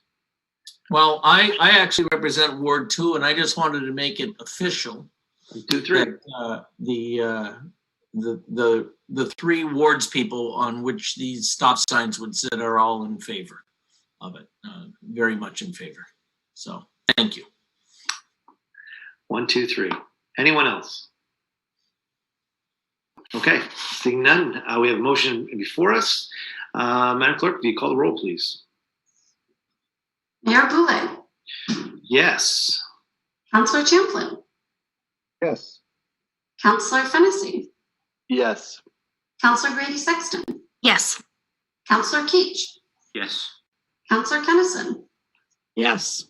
Councilor Kretovic, Councilor Mattson, Yes. Councilor Nyan, Yes. Councilor Pierce, Yes. Councilor Rice Hawkins, Yes. and Councilor Werner. Yes. And the motion is adopted. Madam Clerk, item 34, please. It's a discretionary preservation easement renewal request per RSA 79D for property located at 84 Stickney Hill Road, owned by the Pierce Lorraine Revocable Trust. We have a motion. Move approval. Second. Motion made and seconded to approve this item. Is there any discussion? Seeing none, Madam Clerk, will you call the roll, please? Mayor Boulay, Yes. Councilor Champlin, Yes. Councilor Fennessy, Yes. Councilor Grady Sexton, Yes. Councilor Keach, Yes. Councilor Kennison, Yes. Councilor Kretovic, Yes. Councilor Mattson, Yes. Councilor Nyan, Yes. Councilor Pierce, Yes. Councilor Rice Hawkins, Yes. Councilor Todd, Yes. and Councilor Werner. Yes. And with that, the motion is adopted. Madam Clerk, item 35, please. It's an ordinance amending the Code of Ordinances, Title I, General Code, Chapter 1, Government Organization, Fees, Fines, and Penalties. Is there a motion? Move approval. Second. Motion made and seconded to approve this item. Is there any discussion? Seeing none, Madam Clerk, can you call the roll? Mayor Boulay, Yes. Councilor Champlin, Yes. Councilor Fennessy, Yes. Councilor Grady Sexton, Yes. Councilor Keach, Yes. Councilor Kennison, Yes. Councilor Kretovic, Yes. Councilor Mattson, Yes. Counselor Nyan, Yes. Counselor Pierce, Yes. Counselor Rice Hawkins, Yes. Counselor Todd, Yes. and Counselor Warner. Yes. With that, the motion is adopted. Madam Clerk, item 36, please. It's an ordinance amending the Code of Ordinances, Title I General Code, Chapter 9 Water, Article 9-4 Water and Sewer Investment Fee, Section 9-4-4 Special Water Investment Fee Calculation, and Section 9-4-5 Special Sewer Investment Fee Calculation. Very much. Is there a motion? Motion made and seconded to approve this item. Councilor Rice Hawkins. Thank you, Your Honor. I forgot, I did have one question on this section that I was hoping maybe somebody from city staff could answer for me. Is it that the developer would continue to pay on this for 10 years, or that would be a flow-through cost to individuals who rent or purchase that property? So, for example, there's an example here about the 120-unit senior housing development. Would that cost be passed on to those renters? Mr. Manager, do you want to take them? Mr. Bahia has the answer. Mr. Bahia. Good evening again. So it would basically be up to the project itself. In some instances, if the developer was going to remain as the property owner, then the developer would continue to pay that cost over the period of ownership through their utility bill. If in the case of units, like the 120 units you're referring to, they could pass it to the bills, and then they'd be small charges on the monthly bills of the individual unit renters going on for, again, like up to 10 years. So there's different ways to do it depending on each individual case. Follow up, Your Honor? Please. I don't think it will change my vote for tonight, because I think that this is a good policy to put in place, and it does allow for those developments to be moved along. One thing that does occur to me, though, because I've seen this come up a couple of times in conversations with different areas of my district, is that you may have a developer make an agreement like that we won't have a paved road or water hookup or things like that, that the individuals who end up either purchasing that property or renting then come back and say, why am I paying tax dollars if I don't get the same services other people get? And I could see that scenario with individuals who may pay a surcharge on their water and sewer hookup. So I just wonder if there might be something going forward to make sure that individuals are aware of that for anybody who would rent or purchase property in circumstances like that. And maybe that exists already, and if so, feel free to let me know, but I know it's come up a couple of times in conversations I've had. Bahia, do you want to respond? Or? So I think we could probably label the charge on the utility bills to make it as clear as we possibly could. I think to expect that there'd be a way to explain it to multiple renters over up to 10 years would be a little difficult. So we can think about that, and we'll try to clarify it as much as we possibly can. I just don't have a solution right now to that particular concern, Counselor. But we would try to make it as self-explanatory as we possibly could. And follow up, Your Honor? Sure. That sounds great. Maybe we can follow up offline. And I don't think it's a city responsibility, to be clear. I think just making sure that there's something on paper that the developer has to communicate that, so that we don't, they go on and do their thing, and then we get the calls about why don't certain services get delivered, or why are there surcharges. Thank you. Thank you. Councilor Fennessy. Thank you. I echo some of the concerns that Councilor Rice Hawkins brought up. I'm going to vote in favor of this because I believe that it makes sense to give the development team this flexibility for developers, but I do have some concerns about perhaps unscrupulous developers who might just not pay this portion and just leave it to the people who end up acquiring the property, or the renters holding the bag. So I think it makes sense to try, but we should be very careful in assessing its impact on our citizens. Thank you. Council Pierce. Thank you. Are we talking about a disclosure of some sort between the developer and the renters or buyers? Yes. Okay, thank you. Just to clarify. Mr. Baya, you raised your hand. I apologize. I missed you. Thank you, Your Honor. Just one thing I also like to clarify is that the developer in this instance, to qualify for this provision, would still be required to make an investment in the public water and sewer infrastructure. Because there's a provision in there for instances where the developer's building at least 50 feet of public water or sewer main. So they're making an extension. Only in that instance, based on this ordinance amendment, would they qualify for this up to 10-year repayment. So they're basically putting something into the deal, if you will, and the city's giving them something back. Thank you. I appreciate that. Okay, any further discussion? Seeing none, Madam Clerk, if you call the roll, please. Mayor Boulay, Yes. Councillor Champlin, Yes. Councillor Fennessy, Yes. Councillor Grady Sexton, Yes. Councillor Keach, Yes. Councillor Kennison,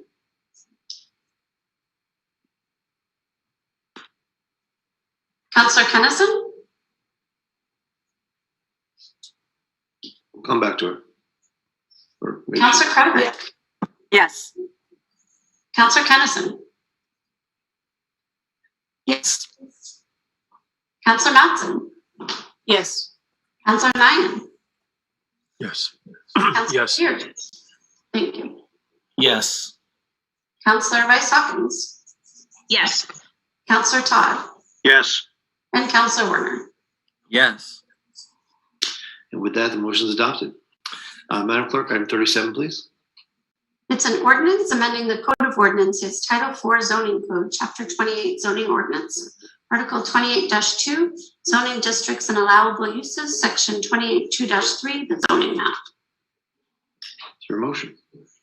Move approval. Second. Motion made and seconded to approve this item. Is there any discussion?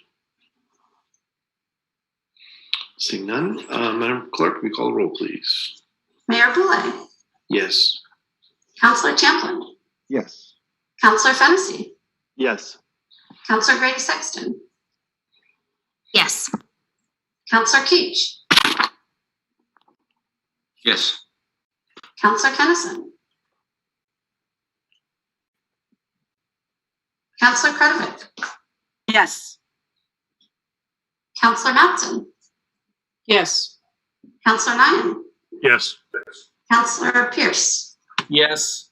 Councillor Rice Hawkins, Yes. Councillor Todd, Yes. Councillor Werner, Yes. and Councillor Kennison. Yes. Somehow I got kicked out of the meeting. Oh. Welcome. We're glad you're back. Okay, and with that, the motion is adopted. Madam Clerk, item 38, please. It's an ordinance amending the Code of Ordinances, Title 5 Administrative Code, Chapter 30 Administrative Code, Article 30-2 Municipal Departments.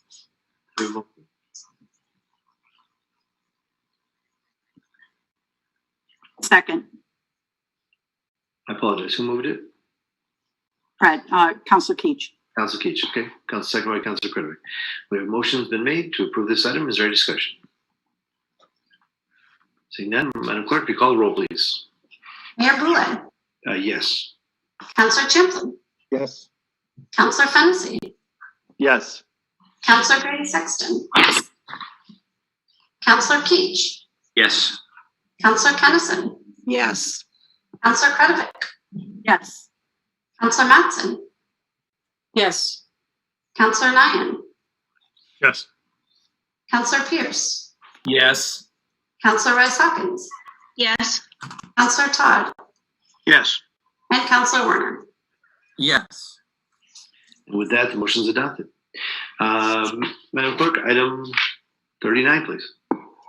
It's a resolution appropriating the sum of $360,000 for the purpose of supplementing the construction phase of the North Pembroke Road Bridge Replacement Project, CIP number 478, accepting $288,000 in New Hampshire State Bridge Aid funds and $65,520 in donations from the town of Pembroke, as a local agency match and appropriating $6,480 for this project.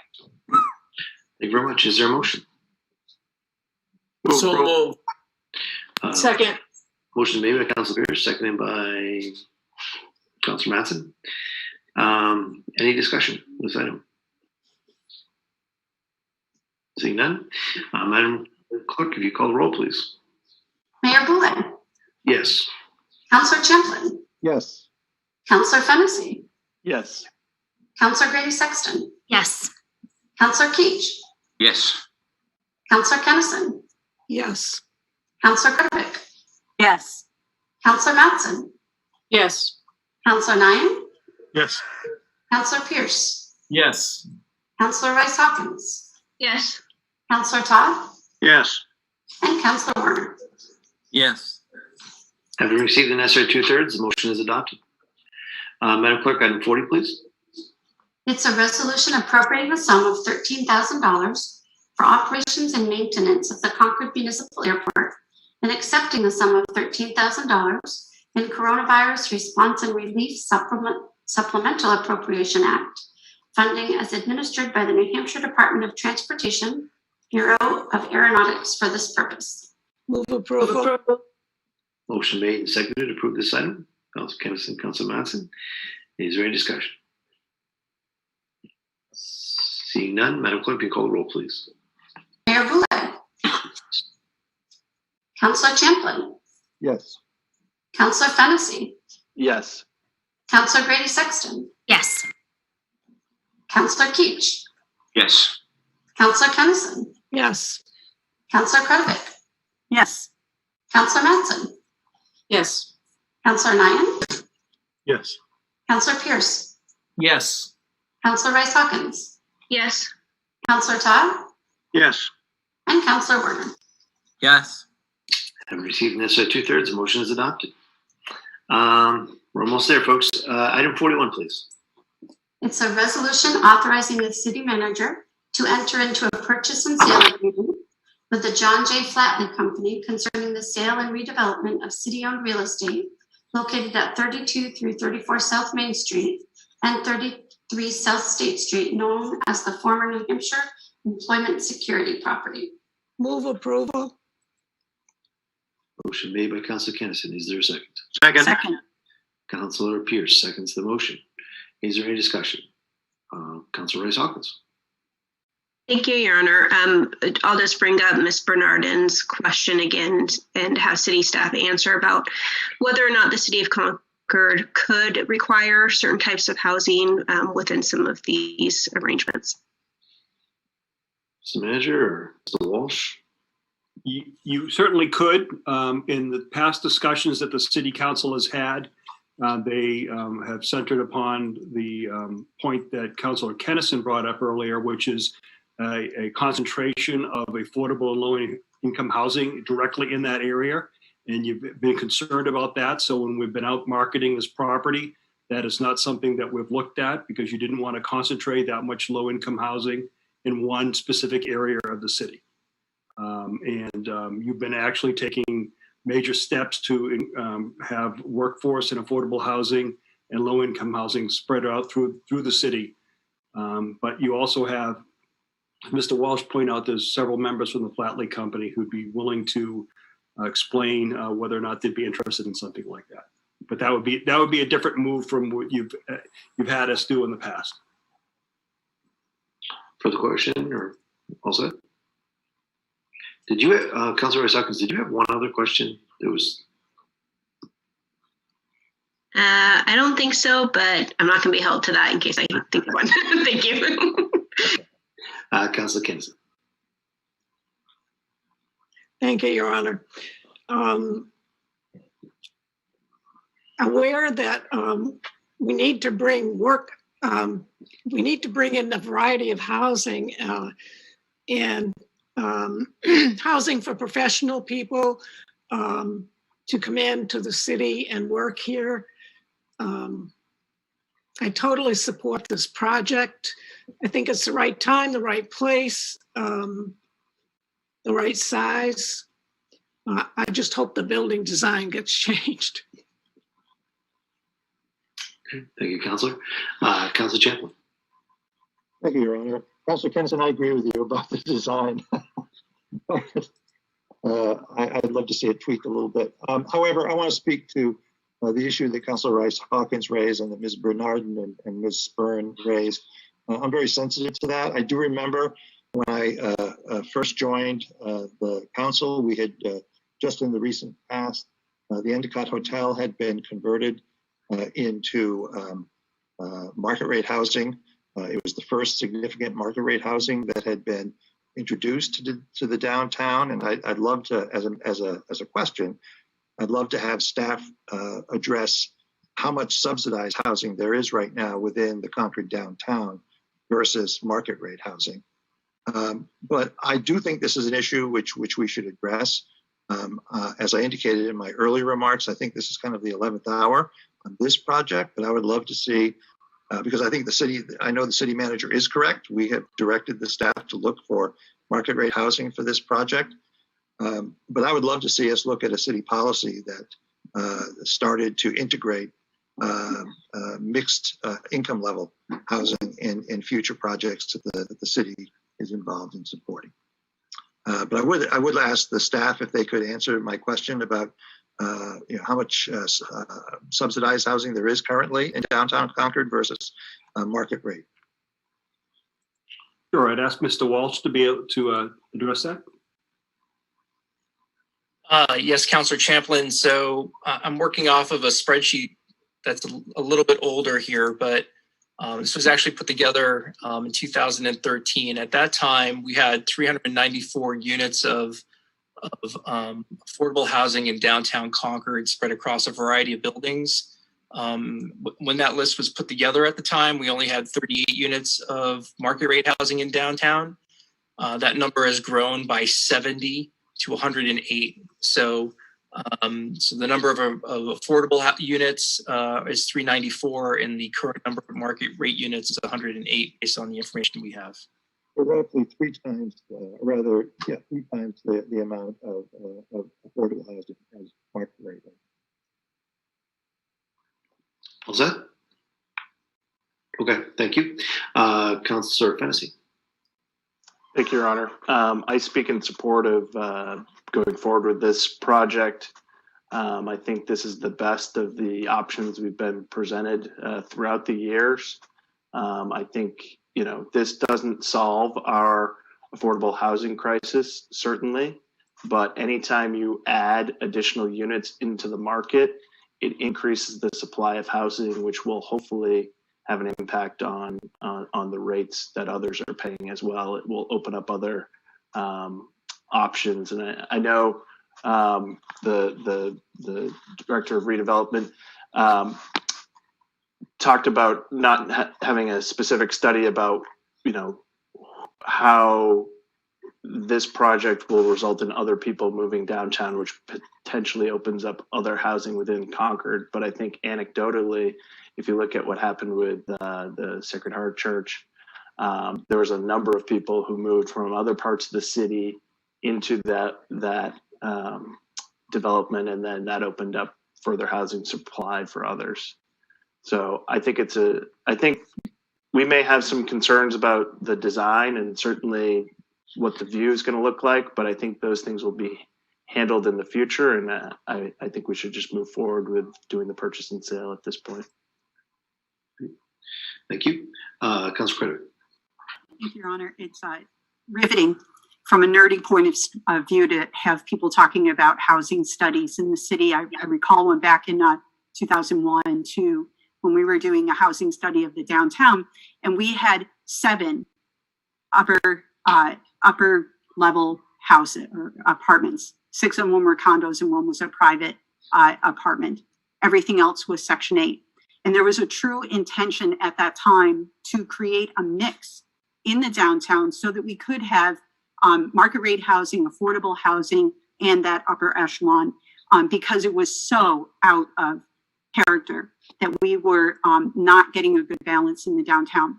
So to see this now come full circle where we don't think we have enough affordable housing in that area, it's almost like a win, because it was really intentional that the city looked at adding a mix of housing in the downtown, and now we're at this place where we're like, we're good. Just to address some of the transportation issues the mayor had mentioned, both of the affordable housing projects that are up in the Pennacook area are directly on the bus line, so that people don't even have to bring a car into the downtown, so they don't have to own a car in order to get transportation throughout the city. I'm going to be supporting this project because, again, I think it's a win for the city, and I thank you very much for your time. Thank you. Councilor Warner. Thank you, Your Honor. When we started this project, when we purchased this property, part of our intent was to control the destiny of the development, and I think we've achieved that. We wanted it to be able to produce property tax revenue. We've achieved that. I do want to make a comment about the students, i.e. children. I hope that we can get to a point where that myth is busted. The addition of children to this project is not going to have an appreciable effect on property tax increases. It's just not the facts. And as a matter of fact, the fact that I'm using the word fact a lot, I suppose. The fact that we have many more people downtown is going to add vitality to the downtown. It's going to add economic activity. And we want a mix of demographics in our downtown. And I sure hope that happens. But I do want to really point out that this thought that somehow children are going to drive property tax increases to any appreciable effect is just not true. Thank you. Thank you very much. Councilor Matson. Thank you, Your Honor. Jennifer Kretovic did touch quite heavily on what I planned on saying with the housing and the bus routes, which is really important. And what I would like to say is, I think I kept this on my mind too with the affordable housing. This particular project may not have that because we didn't direct them to do that, city staff to do that. But I do think that we want to keep this in mind as we move forward. Again, making sure that those housing units, affordable, that they're on public transportation routes. And I think that there may be some out there. I mean, we have to start taking a look, but at some point we might want to get some more numbers together about where some of the other affordable. Could you remind me, maybe Mr. Walsh, didn't we have sort of a listing of how much affordable housing was in each ward? Because I think Councillor Kennison actually mentioned hers was the highest, but I also believe that Councillor Bouchard and I have a reasonable amount as well because we run along Loudon Road, but there are other places certainly. But I think it's important that we have a mix of housing throughout all of the wards. And I do want to say that we have talked about this at depth, and we'll just continue to look for it in the future. But I am in support of this particular project, and I will be voting for it. Thank you. Thank you. I believe the numbers you're looking for are actually, if you were to go to the New Hampshire Housing Finance Authority website, that's where you'll find that information. Councilor Pierce. Thank you, Mr. Mayor. Very quickly, I too support this project. I was not on the council for the last one, but I have found this process to be very rewarding in the fact the due diligence that's done by the city staff. Not one question has gone unanswered that I've asked. I like the idea of market rate apartments coming in. Yes, there's the need for workforce housing, but I think with market rate and what we have in the pipeline for other apartments, whether it be the project on Pembroke Road and so on and so forth, it's going to drive competition. Eventually, the occupancy numbers, the vacancy rates will go down, and that'll be a good thing. And Councilor Warner mentioned tax revenue. We have not collected a penny of taxes on this piece of property since the 1970s.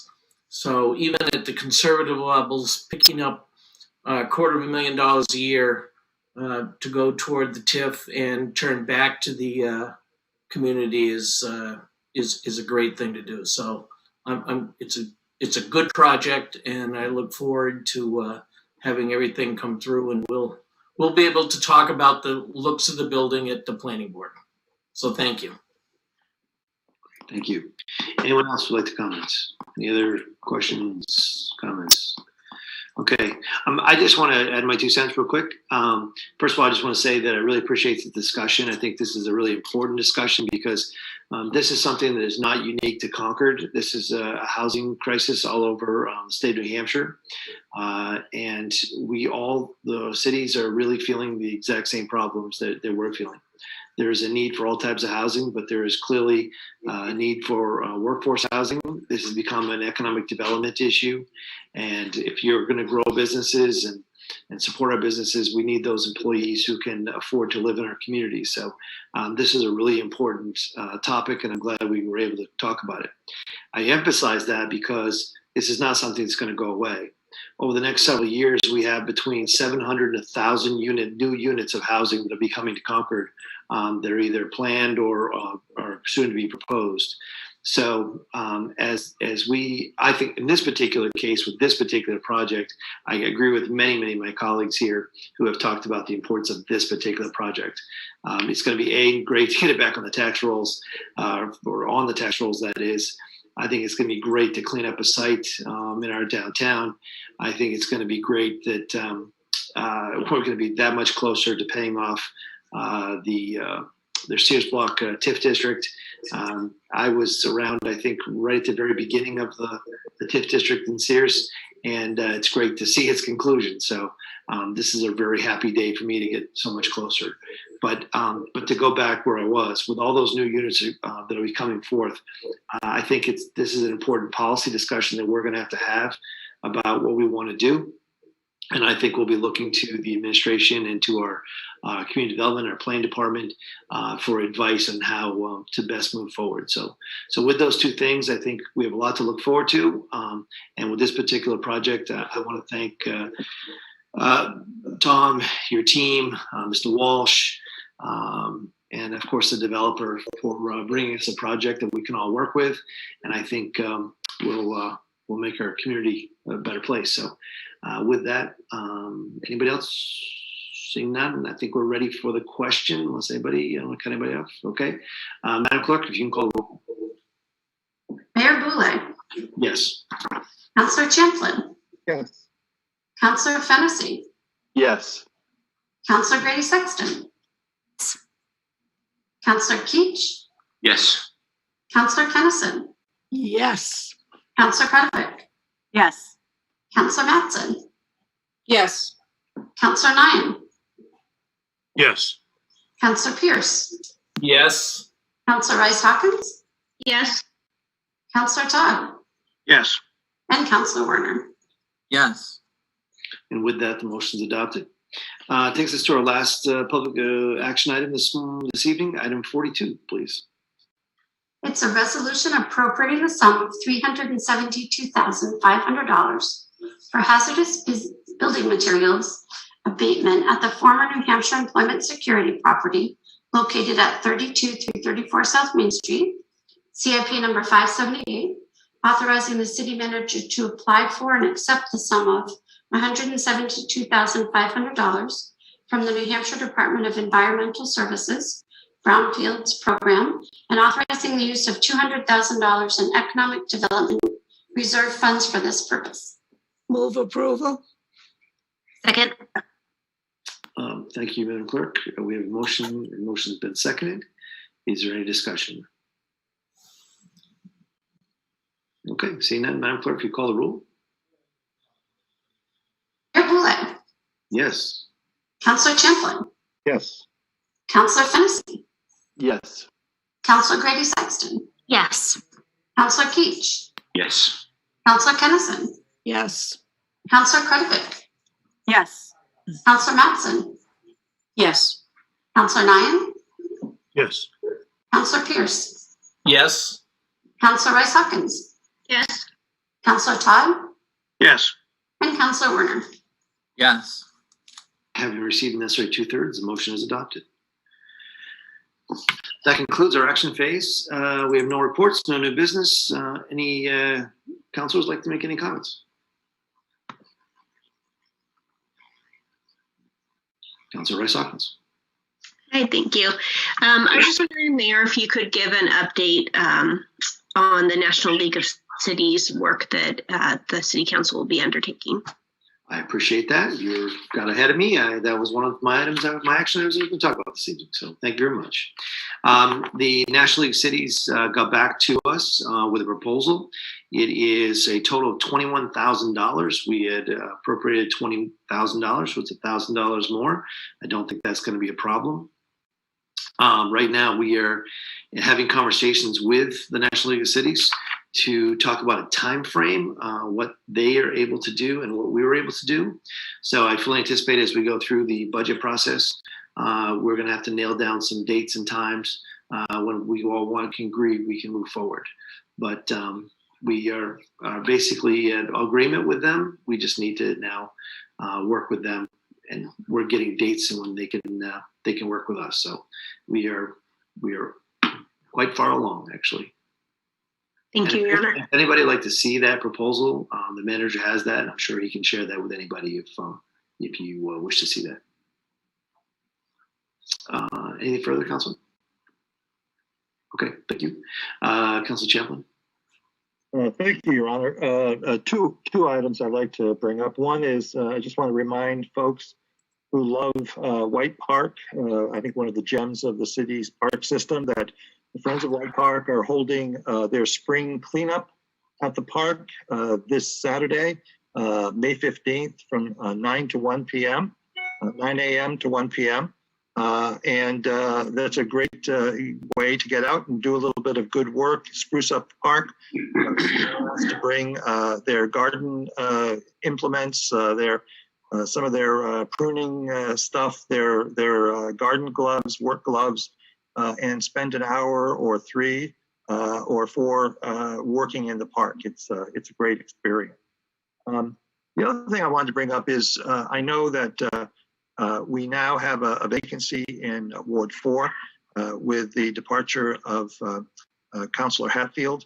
I know I've already received some communications from Ward 4 constituents with issues of concern. I don't want to overstep. I obviously know that every one of my at-large colleagues, Councilor Fennessy, Councilor Keach, Councilor Grady Sexton, all are very willing to field questions and issues by residents of Ward 4.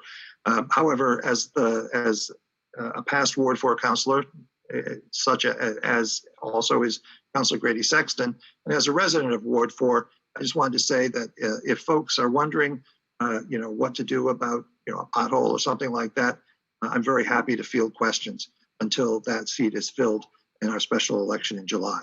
And my contact information is, of course, on the city website.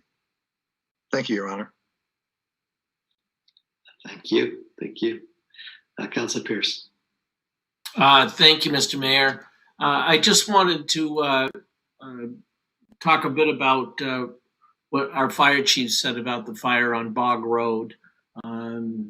A Saturday or so ago, I got a call from a fellow councilor, and I won't mention Sandra's name, but she called and asked if there was anything that could be done. And I had driven by the day after the fire, and it was sort of chaotic. But that Saturday after the fire, I went over and parked and spoke with several of the residents. And they couldn't have been more complimentary toward the city. The way they were treated by the firefighters, the EMTs, Keystone Management really stepped up and got a hold of the Red Cross who was in there. So they were in loading their U-Hauls. And again, the biggest issue was housing. Some were with relatives, some were in a motel room. But the underlying theme was what a great city we live in, and it was great to have all the help. So I would just send my thanks to everyone that pitched in. Thank you. Well said. Council Fennessy. Thank you. I know many of you probably saw that nice picture of the mayor throwing a strike at the Concord Northeast opening day on Saturday. We weren't able to get the mayor to come to the Concord Little League opening day on Saturday, but we did have Ari Pollock and Chris Sullivan throw out the first pitch. They were recognized as the Volunteers of the Year from 2 years ago at Grapponi Park. The Concord Little League season has kicked off both at Grapponi Park and at Memorial Field, which has been great. They've brought back to life, with the help of city staff, the old Concord National Field. So if you have nothing else to do, you can join me with one of my 3 children at a Little League game pretty much any night of the week. Thank you. Anyone else? I thought, Council Fennessy, you were going to say that there were 3 others of us who could actually also take Ward 4 concerns as we continue to do, being you, myself, and Councilor Keach. Last I checked, we all represented him, so we'd be glad to do it, and we'll continue to do it as we always have. I had a couple of items that I wanted to go over. One of them was I've been asked a bunch, and I think it's been a good, healthy discussions about how we want to proceed after June 1st with the mask ordinance. As you know, last time we adopted it was back in January. We continued it for 6 months through June 1st. And some folks wonder if we were going to take it out tonight. I thought it'd be wise for us to wait till the last possible moment we can, so we can have the most up-to-date data we can. And the reason I feel comfortable doing that is you're all aware, and I know it's in your schedules, and you're all excited about it. But on May 13th, we're going to get the budget delivered to us, and we're going to be spending a little bit of time together on May 20th, May 24th, and May 27th. So I would assume that if you were looking to target a time, I was hoping from probably May 27th, we could probably kind of nail it down and figure out what we want to do going forward. But if something else transpires and such, we will be together those 3 times again in March. And I apologize, in May, that we could take up the mask ordinance. So I want to talk about next to the cities, masks. I think those are the 2 that I had on my list. Did anybody else have anything? Mr. Fennessy, Council Fennessy. Can I just ask a question with respect to masks? Recognizing that we're going to have that coming up, is it possible for city staff to get us information to the extent it's available regarding vaccinations in the city? As best they can. I'm sure they'd be glad to. Will do. Do they report by city? Does anybody know that? Or community vaccinations? I know they do active cases, and I know right now we're at like 42 as of this morning, but I have not seen the vaccination numbers, and I did specifically look at them. It's a great question. Okay, thank you. Councilor Matson. Thank you, Your Honor. I would add to Councilor Fennessy's comment, and he's talking about vaccinations. I'm just wondering if we would want to keep in mind what are the counts and the numbers and where they're trending, because I've had quite a bit of contact with constituents who are concerned, and the majority of them would prefer to see a mask ordinance extended, but would like to see the numbers and figures as well, so we can make an informed decision. Thank you. There is no shortage of opinion on this one, I can tell you that. Yes, I'm wondering, thank you, Mr. Mayor. I'm wondering if the city manager is aware if anyone from the city is actually doing any sort of polling of our business community about their desires moving forward with the mask mandate. I don't think there's any polling. I'll field that one if you don't mind. But I have reached out to Mr. Sink at the Greater Concord Chamber of Commerce and asked him if he would review with his members and see where they're at. So before we made a decision, he said he would get back to me with, that's only one business group, but I thought it was probably the most representative in the community. Great. I think that would be really helpful. Yeah, if I can just chime in, it's a very difficult question in terms of businesses, the state regulations, federal regulations, and how to enforce that. It's it's difficult. And personally, as a business owner, I do not want my folks enforcing some regulation, and it's a tough question. So I'm looking forward to a spirited debate or discussion. Okay, anybody else have anything they want to share? Mr. Manager, do you have anything? I have two items. The fire chief just sent me a note based on your conversation. The Johnson & Johnson vaccine appointments are available on Saturdays, May 15th, the 22nd, and 29th at Concord, Newington, Nashua, and Salem. So you just sign up through the state's VINI website if you'd like to, if people want to get the vaccine. And I just want to pass on a note of thanks to all the members of the City Council for all your help last week. It made a big difference, and thank you very much. That's it. Okay, thank you. So that brings us to our one consent agenda item that was removed from the consent calendar. That is item 22. Madam Clerk, I'll give you a break and I'll read it. This is a FY 2021 Distinguished Budget Presentation Award from the Office of Management and Budget Director. And it was removed by Councilor Nyan. So at this time, I'd like to recognize Councilor Nyan. Thank you very much, Your Honor. As you know, we've already heard this evening that we're heading into budget season over the next couple of weeks. And I want to take this as an opportunity to recognize not just item number 22 from this evening's agenda, but item 21 from last month's agenda, and recognizing the outstanding work that our accounting and budgeting staffs do. And in particular, in April, we received notice of the Comprehensive Annual Financial Report Award. Special shout outs to Katie Graff and the accounting staff. And as you know, in this month's budget award is the Distinguished Budget Presentation Award. And again, special recognition goes to Bob McManus and Rebecca Doherty. But outstanding work in our financial staff, and not just preparing budgets, but also keeping us on track throughout the year. So that's it. Thank you very much. And I would move that we accept the report. Second. Motion made, seconded to accept this report. Councilor, thank you for your remarks. I think it's important to note. And this isn't 1 year of excellence. This is year after year of distinguished excellence. So well done. Anyone else? Okay, seeing none, Madam Clerk, would you mind calling the roll, please? Not at all. Mayor Boulay. Yes. Councilor Champlin. Yes. Councilor Fennessy. Yes. Councilor Grady Sexton. Yes. Councilor Keach. Yes. Councilor Kennison. Yes. Councilor Kretovic. Yes. Councilor Mattson. Yes. Councilor Nyan. Yes. Councilor Pierce. Yes. Councilor Rice Huckins. Yes. Councilor Todd. Yes. And Councilor Werner. Yes. And with that, the motion is adopted. I see no other further business coming before us for this evening. Did I miss anything, Mr. Manager? No, Your Honor. Anybody else have anything? Okay, at this time, Councilor Grady Sexton moves we adjourn, seconded by Councilor Champlin, the two people from Ward 4. We're going to take good care of everybody.